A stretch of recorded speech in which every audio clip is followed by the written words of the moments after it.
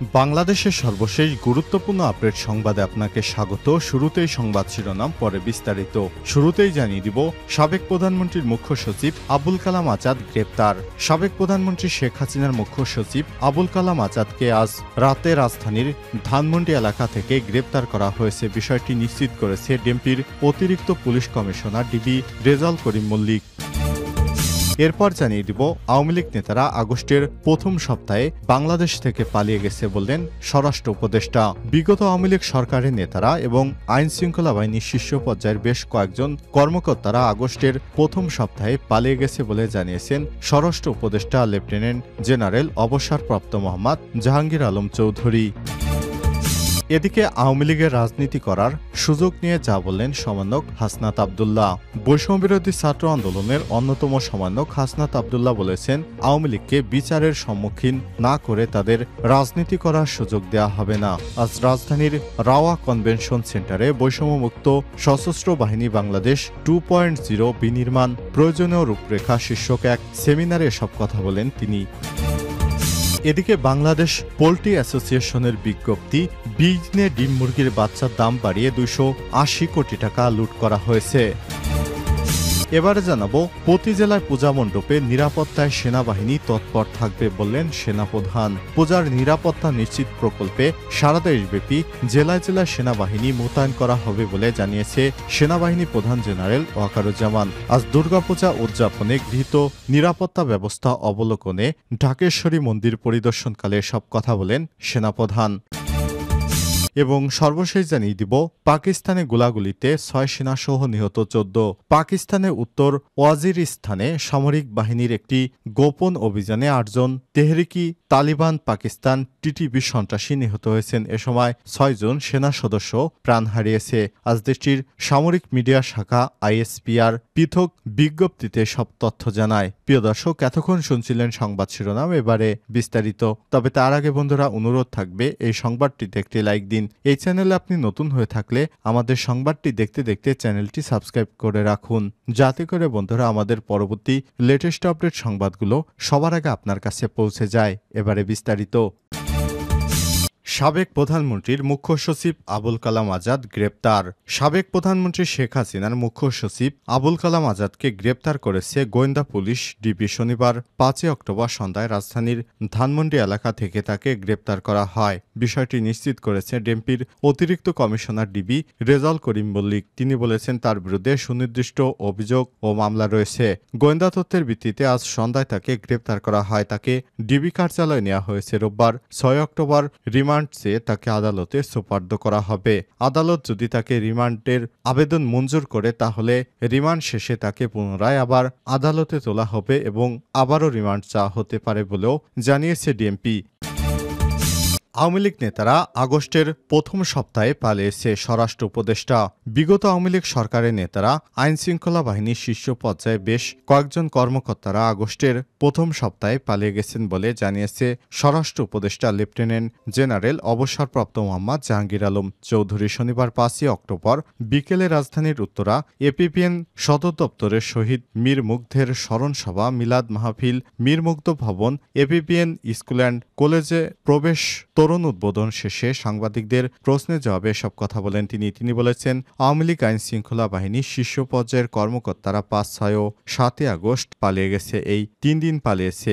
এখন পালানো কঠিন হয়ে গেছে। বর্ডার এলাকায় নিরাপত্তা জোরদার করা হয়েছে। স্বরাষ্ট্র উপদেষ্টা বলেন, এখন পুলিশ বাদী হয়ে কোনো মামলা করছে না। এই মামলাগুলো করছে সাধারণ জনগণ। অনুসন্ধানে যে দোষী সাব্যস্ত হবে তার বিরুদ্ধে আইনগত ব্যবস্থা গ্রহণ করা হবে। তিনি বলেন, গণ অভ্যুত্থানে যারা আহত হয়েছেন তাদের প্রত্যেকের চিকিৎসা সরকার করবে। প্রয়োজনে বিদেশে পাঠানোর ব্যবস্থা করা হবে। কোনো কিছু কার্পণ্য করা হবে না। তিনি বলেছেন, বিদেশ থেকে চিকিৎসক এনে বাংলাদেশে চিকিৎসা দেওয়ার ব্যবস্থা করা হয়েছে।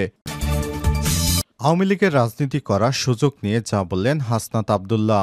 বৈষম্যবিরোধী ছাত্র আন্দোলনের অন্যতম সমন্বয়ক হাসনাত আব্দুল্লাহ বলেছেন, আওয়ামী লীগকে বিচারের সম্মুখীন না করে তাদের রাজনীতি করার সুযোগ দেওয়া হবে না। শনিবার 5 অক্টোবর রাজধানীর রাওয়া কনভেনশন সেন্টারে বৈষম্যমুক্ত সশস্ত্র বাহিনী বাংলাদেশ 2.0 বিনির্মাণ প্রয়োজনীয় রূপরেখা শীর্ষক এক সেমিনারে এসব কথা বলেন তিনি। হাসনাত আব্দুল্লাহ বলেন, আওয়ামী লীগ যতদিন পর্যন্ত মাপ না চায় ততদিন যতদিন পর্যন্ত তাদের অপকর্মের জন্য বিচারের সম্মুখীন না হয় ততদিন তাদের রাজনীতি করার সুযোগ দেওয়া হবে না। সেমিনারে সমন্বয়ক সাজিদ আলম বলেন, ফ্যাসিস্টদের দোষরদের বিরুদ্ধে ব্যবস্থা নিতে হবে। যারা প্রত্যক্ষ এবং পরোক্ষভাবে আওয়ামী লীগকে সহায়তা করেছেন তাদের বিরুদ্ধে এই সরকারকেই ব্যবস্থা নিতে হবে। সেমিনারে রাজনৈতিক বৈষম্যের শিকার সাবেক সামরিক অফিসাররা বৈষম্যহীন এবং পেশাদার সামরিক বাহিনী গঠনের গুরুত্ব তুলে ধরেন। এ সময় সামরিক বাহিনীর রাজনৈতিক হস্তক্ষেপ বন্ধ করতে কমিশন গঠন করে সামরিক আইনের সংস্কার সহ ৩ দফা দাবি পেশ করা হয়।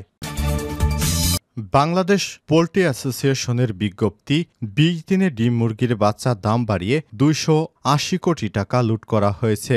সপ্তাহের ব্যবধানে একটি ডিমের দাম পৌঁছেছে ১৫ টাকায়। এমন অস্থিরতা নেপথ্যে বহুজাতিক কোম্পানি এবং রাজধানীর তেজগাঁও ডিম ব্যবসায়ী সমিতিকে দায়ী করেছে বাংলাদেশ পোল্ট্রি অ্যাসোসিয়েশন।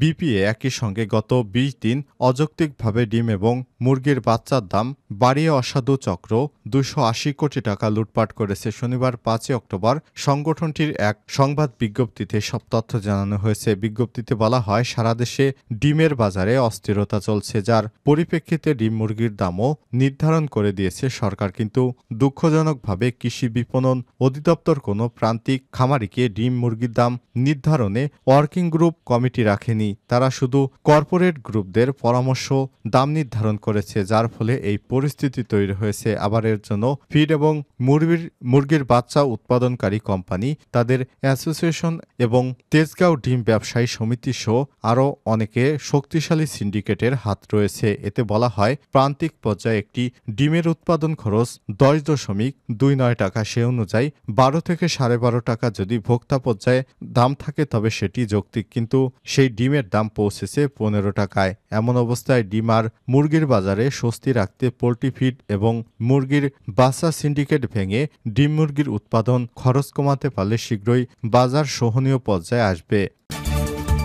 প্রতি জেলায় পূজা মণ্ডপের নিরাপত্তায় সেনাবাহিনী তৎপর থাকবে বললেন সেনাপ্রধান। পূজার নিরাপত্তা নিশ্চিত প্রকল্পে সারা দেশব্যাপী জেলায় জেলায় সেনাবাহিনী মোতায়েন করা হবে বলে জানিয়েছে সেনাবাহিনী প্রধান general Wakeruzzaman OSP SGP PSC. শনিবার ৫ অক্টোবর ২০২৪ দুর্গাপূজা উদযাপনে গৃহীত নিরাপত্তা ব্যবস্থা অবলোকনে ঢাকেশ্বরী মন্দির পরিদর্শনকালে তিনি এসব কথা বলেন। পরিদর্শনকালে সেনাবাহিনী প্রধান বাংলাদেশি হিন্দু ধর্মাবলম্বীদের সবচেয়ে বড় ধর্মীয় উৎসব শারদীয় দুর্গাপূজা উপলক্ষে হিন্দু ধর্মাবলম্বী সবাইকে শুভেচ্ছা জ্ঞাপন করেছেন। এ সময় তিনি উপস্থিত মহানগর সর্বজনীন পূজা কমিটি এবং বাংলাদেশ পূজা উদযাপন পরিষদের সভাপতি ও অন্যান্য সংশ্লিষ্ট সবার সঙ্গে মতবিনিময় করেন।